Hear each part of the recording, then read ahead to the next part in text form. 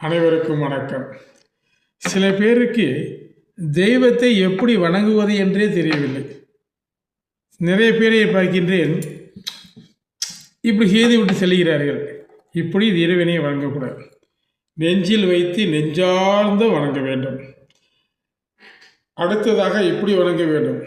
இறைவா, நான் உன்னிடை சரணடைகின்றேன், என்னை காப்பாற்று, எப்படி என்று வணங்க வேண்டும். இறைவனை வணங்கிவிட்டு இறுதியாக வெளியில் செல்லும் பொழுது கொடிமரத்திற்கு பக்கத்தில் நெடுஞ்சாண்டையாக விழுந்து வணங்க வேண்டும். கையை கூப்பி நெடுஞ்சாண்டியாக மார்பு கீழே உள்ளது போல் வணங்க வேண்டும் ஆண்கள். இப்படி வணங்குவதுதான் இறைவனை வணங்கும் முறை.